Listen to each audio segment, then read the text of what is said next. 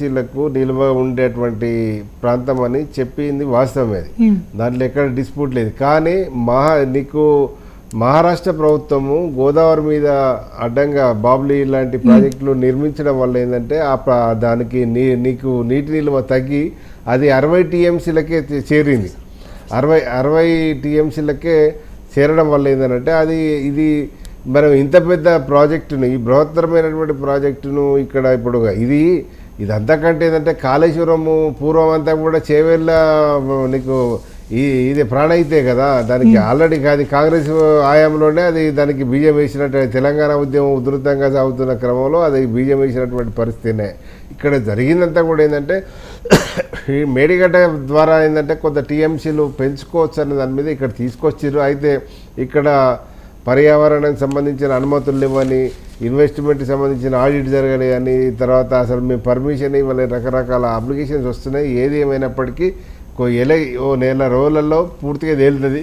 ఈలోపు election code వస్తుంది. Election code వచ్చినాక మళ్ళీ ఎక్కడ వేసిన గొంగలు అక్కడనే ఉంటుంది. అంటే ఆల్రెడీ అంటే సరే ఓకే, కాళేశ్వరం సంబంధించినటువంటి విషయం ఒకటైతే బీఆర్ఎస్ పార్టీ నేతలు ఇప్పుడు కాంగ్రెస్ పార్టీకి సంబంధించిన నేతలు పాలమూరు రంగారెడ్డి పర్యటన కూడా చేస్తున్నారు. అక్కడ ఉన్నటువంటి ముఖ్య నేతలు వారందరూ కూడా అక్కడికి వెళ్ళి సందర్శించి గత 10 ఏళ్ల పాటు కేసీఆర్ పాలనలో పాలమూరు జిల్లాలో ప్రాజెక్టులు ఏ విధంగా నిర్లక్ష్యానికి గురయ్యాయన్న విషయాన్ని ప్రజల ముందుకు తీసుకెళ్లాలని చెప్పేసి చెప్తున్నారు. కానీ గత ప్రభుత్వం చూసాం అంటే పాలమూరు రంగారెడ్డిలో ఎక్కువగా నీళ్ళు కూడా అందించాము, సస్యశ్యామలుగా చేశామని చెప్పేసి చెప్పడం జరిగింది. ఇప్పుడు వాస్తవం కూడా పల్లెలు మలిచిన పాలమూరులో నీకు పచ్చదనానికి కొంత నిలువుగా తీసుకొచ్చింది కేసీఆర్ ప్రభుత్వమే. అందులో ఏమి లేదు. అయితే అది ఎన్ని లక్షలు బారినాయా, ఎన్ని వేల ఎకరాలు బారినాయా అనే అక్కడికి ఇప్పుడు అంతకుముందు మొత్తం రాళ్ళు రప్పలతో ఉన్నటువంటి పరిస్థితిని కొంత పాలమూరు రంగారెడ్డి ప్రాజెక్టు ఇవన్నీ వాటితోటి కొంత.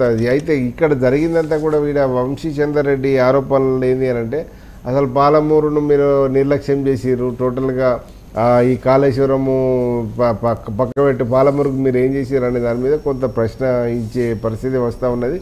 కానీ అక్కడ జరిగిందంతా కూడా ఏంటంటే పాలమూరులో కేసీఆర్ ప్రభుత్వం చేసినటువంటిది తక్కువ కాదు. ఎందుకంటే పాలమూరు రంగారెడ్డి ప్రాజెక్టు ద్వారా మనము ఇప్పుడు ఏమైందనంటే మీడియా కావచ్చు, మేధావులు కావచ్చు, ఇవన్నీ కూడా ఏంటంటే మనం ఇప్పుడు బొదలబడ్డ మీద 4 రాళ్ళు వేసే ఉపాయమే ఉంటుంది తప్ప ఏముండదు అక్కడ. దానికి ఇప్పుడు పాలమూరు అయితే ఇప్పుడు పాలమూరులో ప్రభుత్వం కాంగ్రెస్ ప్రభుత్వమే ఉన్నది. ఇంకా ఏం చేద్దామో కాంగ్రెస్ ఆలోచించి ఆ పద్ధతిలో ఆ పాలమూరు ప్రజలను ఆదుకునే విధంగా దిశగా పోతే ఇంకా చాలా అందరు స్వాగతిస్తారు. పాలమూరు ప్రజలు కూడా చాలా హర్షిస్తారు కదా.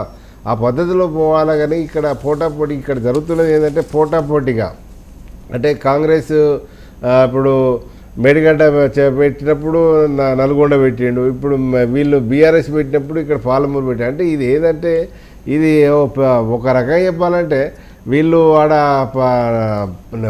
ఏంటిది దానికి విచారణ అంటే మనకు దాన్ని సమీక్షకు పోయినట్టు లేకపోతే దాన్ని పరిశోధనకు పోయినట్టు జరుగుతలేదు, విహారయాత్ర పోయినట్టు అయిపోతుంది. అంటే వీళ్ళకు ఇప్పుడు నేను అనేది ఇంత అవసరం లేదు, అంత హంగామా కూడా నీకు పోటాపోటీ చేయాల్సినటువంటి అవసరం ఇప్పుడు ఏదేమైనా కూడా సెంట్రల్ జలశక్తికి సంబంధించినటువంటి ఇది దాని క్లీన్ చిట్ వాళ్ళు ఇస్తుందా, ఏం జరుగుతుంది, అది ఎవరు దోషులుగా ఉంటారు, ఎవరు నిర్దోషులుగా ఉంటారు అనేది కొద్ది రోజులలో తేలే అవకాశం ఉన్నది. రైట్. ఎస్, మరొక విషయం చూద్దాం. మరొక హైలైట్ ఏంటంటే ధరణి సంబంధించినటువంటి విషయం గత ప్రభుత్వాలు వల్ల చాలామంది రైతులకి ఇబ్బందులు పడ్డారు ధరణి వల్ల.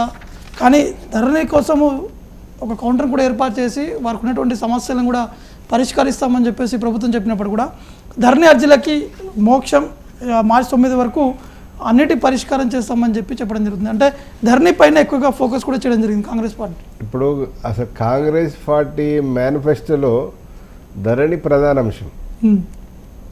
ఈ ఇప్పుడు కాళేశ్వరం ప్రాజెక్ట్ అనేది తర్వాత మేనిఫెస్టోలో లేకుండా అవి ప్రకృతి ఓ రకంగా చెప్పాలంటే అదే దాని ప్రకృతి నీకు వీళ్ళకి కాంగ్రెస్ సహకరించడం వల్లనే ఆ టైంలో ఇప్పుడు 1 నెల రోజులు ఎలక్షన్ తర్వాత జరుగుతాయి ఇవన్నీ పంచాయతీలు ఎక్కడ ఉండకపోయేది, అది బీఆర్ఎస్ అది సెట్ చేసుకునేది పునరుద్ధరణ ఏదో జరిగేది. కానీ ఇది ఇప్పుడు ధరణి అంశం అనేది చాలా ధరణిలో అన్యాయం జరిగి పిసిసి ప్రెసిడెంట్ అయినప్పటి నుంచి కూడా దాదాపుగా ధరణి విషయంలో అవకతవకలు జరిగినాయి. ధరణి